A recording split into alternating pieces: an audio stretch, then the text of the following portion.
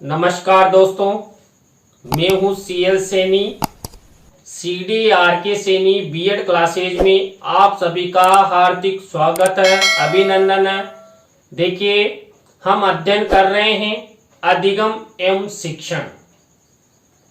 इस पेपर के अंतर्गत आज की लाइव क्लास में हम शिक्षण सूत्रों के बारे में अध्ययन करेंगे कि टीचिंग फार्मूलाज क्या होते हैं, जिनके माध्यम से एक शिक्षक औपचारिक और अनौपचारिक रूप से छात्रों को शिक्षण करवाता है और उस शिक्षण के द्वारा छात्रों को शीघ्र और अच्छा अधिगम होता है। तो आप सब बने रहें हमारे साथ, हमारे YouTube चैनल के साथ। और यदि आप हमारे चैनल पर पहली बार आए हैं तो हमारे YouTube चैनल को सब्सक्राइब करें और पास ही बने बेल आइकन के बटन को जरूर दबा देवे, जिससे हमारे द्वारा जब भी कोई न्यू वीडियो अपलोड किया जाता है या लाइव क्लास चलाई जाती है तो उनके नोटिफिकेशन आपको मिल सके और आप अच्छा अधिगम करते हुए आप परीक्षा की अच्छी तैयारी कर सके,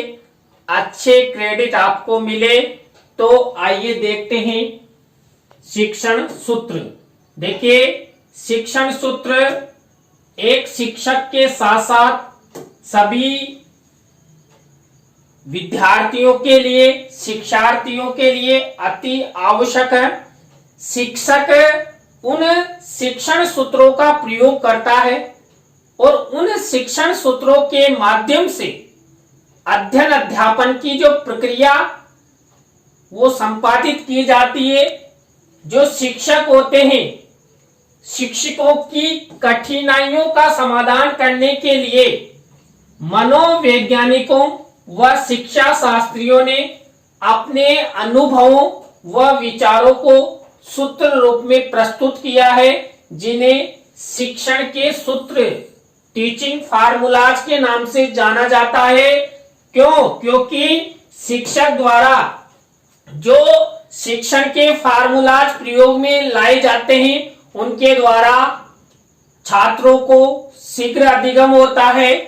ये सूत्र उस मार्ग की ओर संकेत करते हैं जिस पर चलकर शिक्षण अधिगम की प्रक्रिया सुगम बनती है, रुचिकर बनती है, प्रभावशाली बनती है और वैज्ञानिक मनोवैज्ञानिक बनती है। देखिए, जो शिक्षक शिक्षण सूत्रों का प्रयोग करते हुए अध्ययन अध्यापन की प्रक्रिया अपनाता है तो छात्रों को शीघ्र अधिगम होने से वो जो छात्रों को ज्ञान मिला वो ज्ञान छात्रों के भविष्यकृत विकास के लिए बहुत उपयोगी होता है। और शिक्षण सूत्रों का प्रयोग एक वैज्ञानिक क्रम में होता है तो यहाँ पर छात्रों की रुचि, छात्रों की क्षमताओं का ध्यान में रखकर शिक्षण करवाने से शिक्षण प्रभावशाली बनता है, छात्रों के लिए उपयोगी बनता है। तो देखिए, ये जितने भी हम शिक्षण सूत्रों का अध्ययन करेंगे ये शिक्षण सूत्र बाल प्रकृति पर आधारित है। और आप सब जानते हैं कि वर्तमान में जो शिक्षण है ये शिक्षण बाल केंद्रित हो गया है। बाल केंद्रित शिक्षण होने से बालकों की रुचियों, बालकों की क्षमताओं का ध्यान में रखकर ही एक अध्यापक कक्षा कक्ष में प्रत्यक्ष अप्रत्यक्ष रूप से शिक्षण करवाता है और छात्रों को शीघ्र और अच्छा अधिगम हो इस हेतु अनेक तरीके अपनाता है। तो यहाँ पर शिक्षण सूत्र बाल केंद्रित होते हैं। प्रत्येक अध्यापक को शिक्षण कला में सफलता व दक्षता प्राप्त करने के लिए अपने विषय ज्ञान के साथ साथ शिक्षण सूत्रों का ज्ञान होना भी आवश्यक है।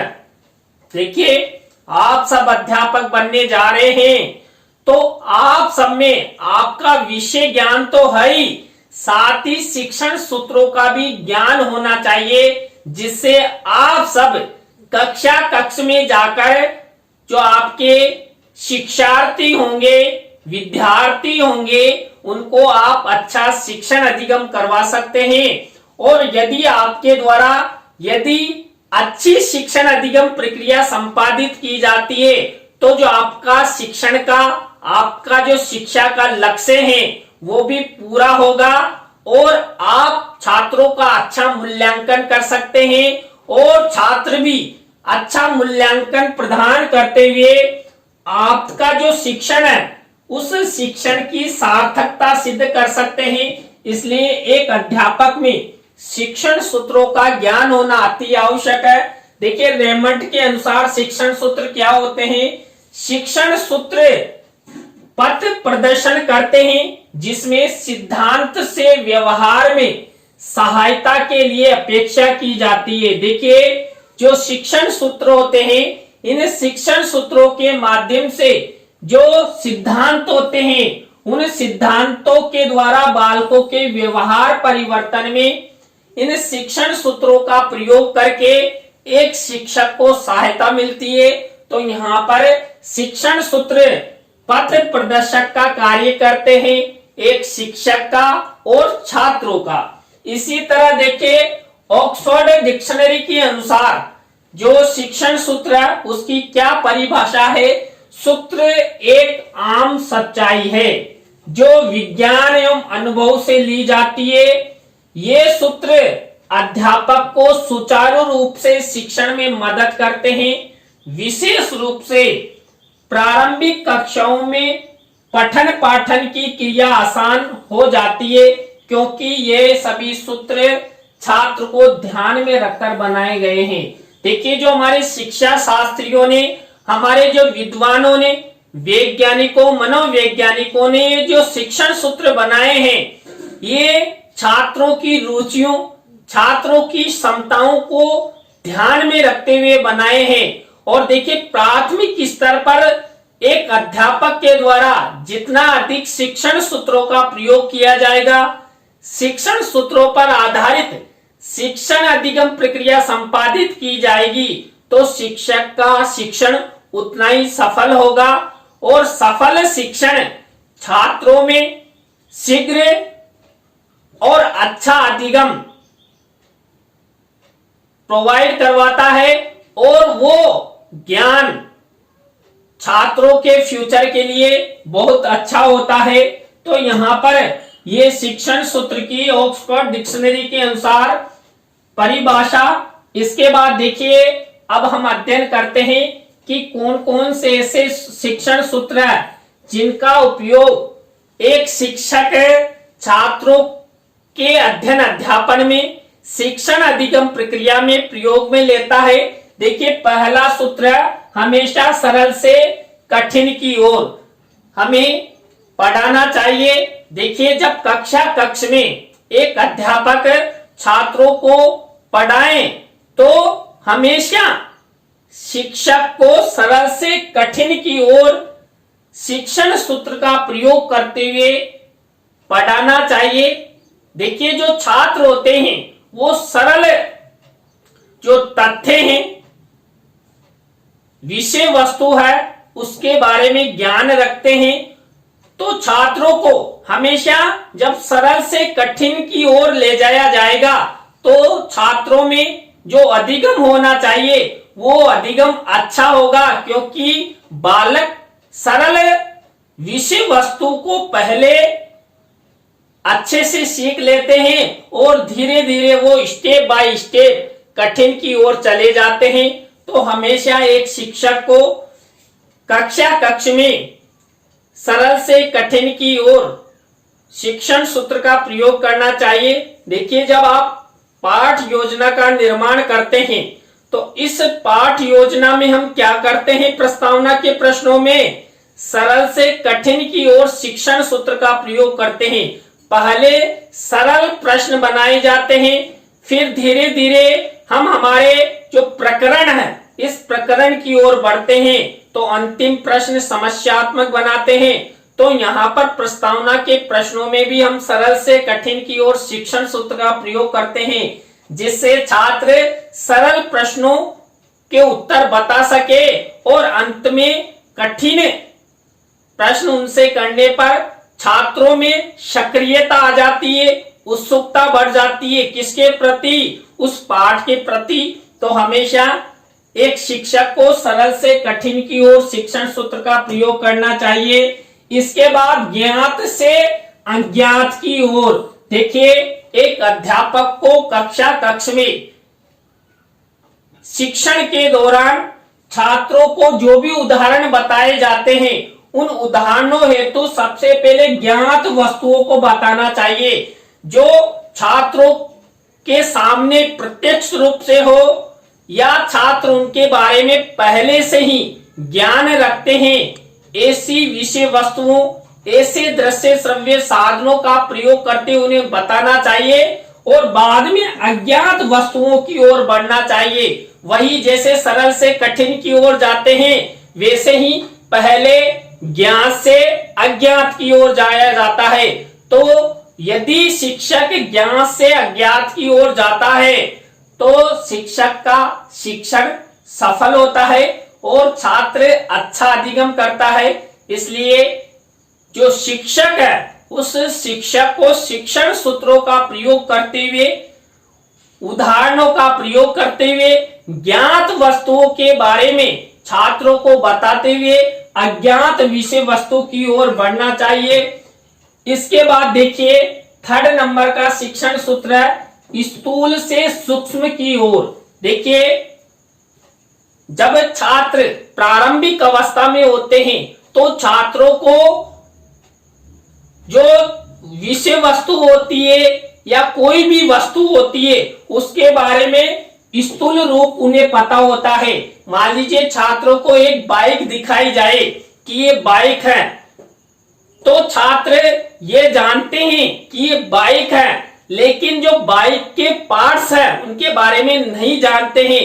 तो हमेशा पहले छात्रों को स्थूल वस्तु दिखानी चाहिए कि ये स्थूल वस्तु है और स्थूल वस्तु को बताने के बाद छात्रों को जो स्थूल वस्तु के पार्ट्स हैं यानी सूक्ष्म हैं उनके बारे में बताना चाहिए, उसके पार्ट्सों के बारे में बताना चाहिए, उसकी गुणवत्ता के बारे में बताना चाहिए।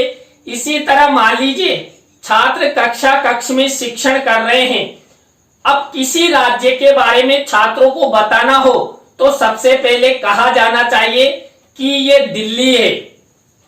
अब दिल्ली का नक्शा या दिल्ली के बारे में छात्रों को दृश्य श्रव्य उपकरण बताकर उसके बाद जो दिल्ली की जो सूक्ष्म यानी कि दिल्ली में जो भी ऐतिहासिक इमारतें हैं, दिल्ली के बारे में क्या क्या प्रसिद्ध है, उन सब के बारे में सूक्ष्म ज्ञान के बारे में छात्रों को बताना चाहिए, जिससे छात्रों को शीघ्र अधिगम होता है और अधिक अधिगम होता है। तो शिक्षक को हमेशा स्थूल से सीखने की ओर शिक्षण सूत्र का प्रयोग करते हुए शिक्षण करवाना चाहिए। इसके बाद नेक्स्ट शिक्षण सूत्र है पूर्ण से अंश की ओर। देखिए पूर्ण से अंश की ओर सबसे पहले यहाँ पर भी हमने क्या बताया था कि हमेशा शिक्षक को पहले स्थूल वस्तुएं बतानी चाहिए, उसके बाद सूक्ष्म की ओर जाना चाहिए। तो यहाँ पर भी वैसे ही है कि छात्र को पहले पूर्ण वस्तुएं बतानी चाहिए, पूरी वस्तु बतानी चाहिए, उसके बाद उसके अंशों के बारे में बताना चाहिए। मान लीजिए आप कक्ष में पढ़ा रहे हैं तो छात्रों को मान लीजिए किसी फल के बारे में बताना है तो आप सबसे पहले उस फल को दिखाइए। मान लीजिए आप छात्रों को ऑरेंज दिखाते हैं कि ये ऑरेंज है और ये गोल है, ये पृथ्वी के आकार की जैसी है, तो ऑरेंज दिखाकर फिर ऑरेंज को छिला जाए। छिलने के बाद छात्रों को उसके पार्ट्स के बारे में यानी कि अंशों के बारे में बताया जाए। तो हमेशा एक शिक्षक को पहले छात्रों को पूर्ण वस्तु बताना चाहिए, उसके बाद उसके पार्ट्सों के बारे में बताना चाहिए। देखिए जब हम कक्षा शिक्षण में छात्रों को अध्ययन अध्यापन करवाते हैं तो छात्रों को पहले क्या किया जाता है, छात्रों को पहले वर्णमाला या अल्फाबेटिकल ज्ञान प्रदान किया जाता है। उसके बाद धीरे धीरे कि ये ABCD है पूरा चार्ट छात्रों को दिखा देंगे, या ये वर्णमाला है। अब उसके बाद एक एक करके कक्ष में एक अध्यापक छात्रों को उस वर्णमाला के एक एक अक्षरों के बारे में ज्ञान करवाता है, एक एक अल्फाबेटिकल के बारे में बताता है। तो यहाँ पर हमेशा शिक्षक को पूर्ण से अंश की ओर शिक्षण सूत्र का प्रयोग करते हुए शिक्षण अधिगम प्रक्रिया संपादित करनी चाहिए। इसके बाद नेक्स्ट सूत्र अनिश्चित से निश्चित की ओर। देखिए, जो छात्र होते हैं हमेशा जो अनिश्चित वस्तुएं हैं उन अनिश्चित वस्तुओं से निश्चितता की ओर शीघ्र जाते हैं। तो एक अध्यापक को शिक्षण अधिगम प्रक्रिया में अनिश्चितता से निश्चितता की ओर जाना चाहिए।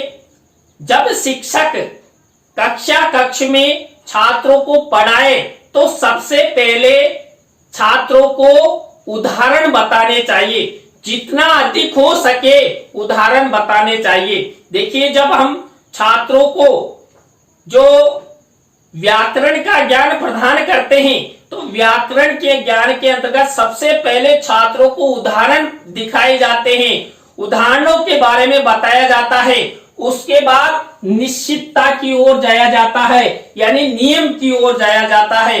उदाहरण से नियम की ओर भी इस शिक्षण सूत्र को कहते हैं। तो हमेशा अनिश्चित से निश्चित की ओर क्रम में एक अध्यापक को शिक्षण अधिगम प्रक्रिया करनी चाहिए, जिससे छात्रों को अच्छा अधिगम हो, शीघ्र अधिगम हो और अच्छा अधिगम हो। नेक्स्ट शिक्षण सूत्र प्रत्यक्ष से अप्रत्यक्ष की ओर।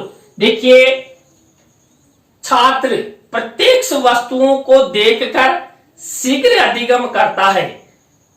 अब यहां पर जो प्रत्यक्ष से अप्रत्यक्ष शिक्षण सूत्र है, इस शिक्षण सूत्र का प्रयोग यदि एक अध्यापक के द्वारा किया जाएगा तो देखिए, मान लीजिए मैं कक्ष में पढ़ा रहा हूं और मेरे पास ये पेन है, तो इस पेन के बारे में ही बच्चों को दिखाया जाए।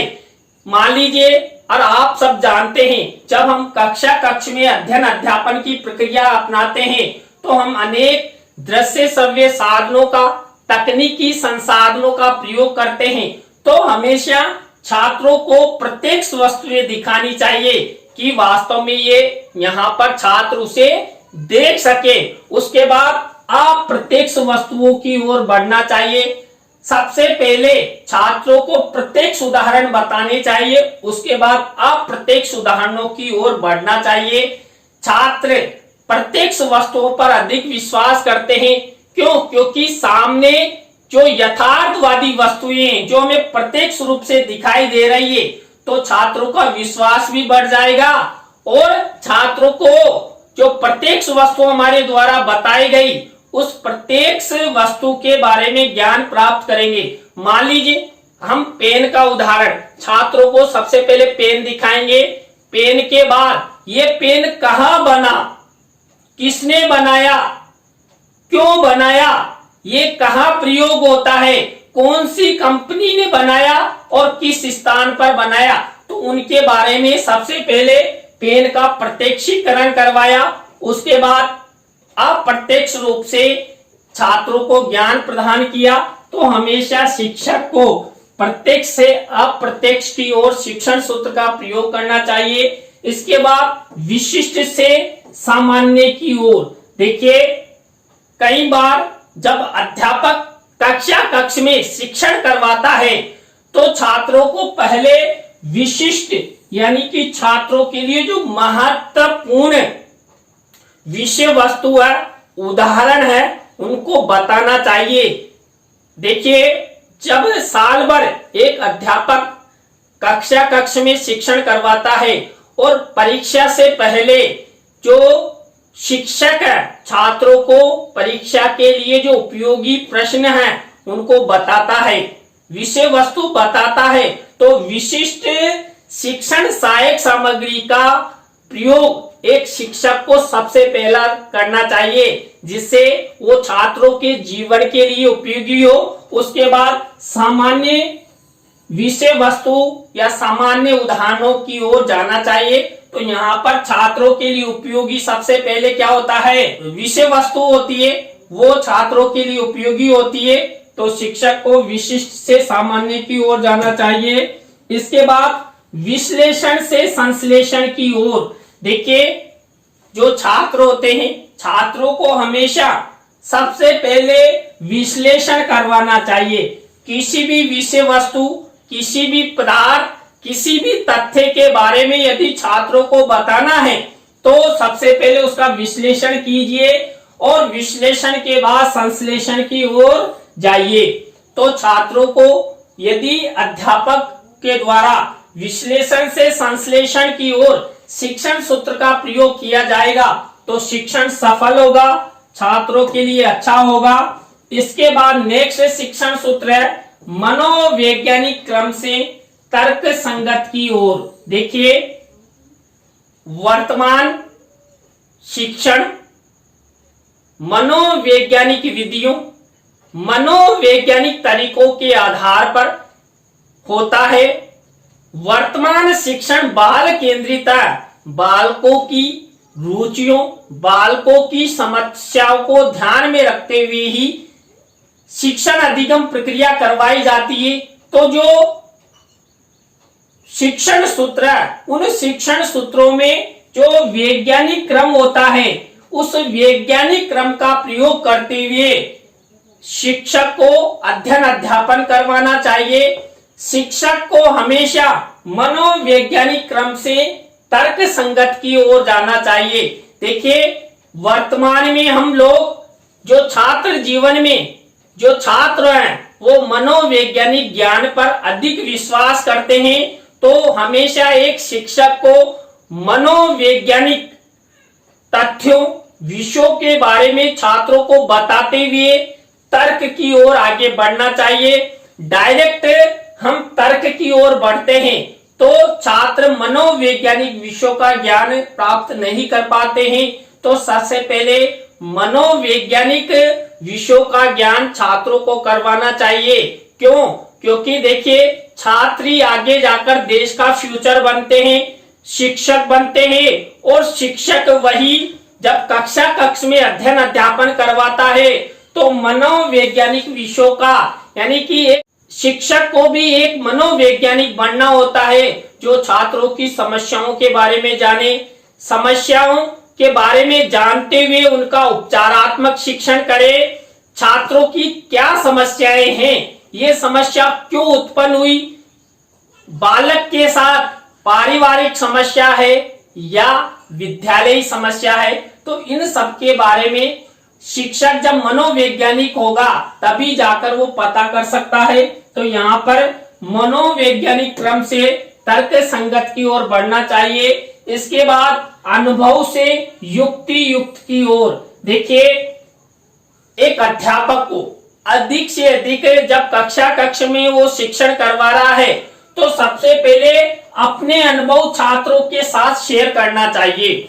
शिक्षक अपने अनुभव छात्रों को बताएगा तो छात्रों को ज्ञान होगा कि हमारे जो सर हैं, हमारी जो मैडम है, इन्होंने किस तरह अपना जीवन जिया, किस तरह इन्होंने अध्ययन किया, किस तरह ये शिक्षण करवाते हैं। तो इन सब के बारे में जो शिक्षक के अनुभव है वो शेयर करने से छात्रों में उसके बारे में ज्ञान होगा और उसके बाद युक्ति युक्त की ओर जाना चाहिए कि आपको भी ऐसा ही करना चाहिए।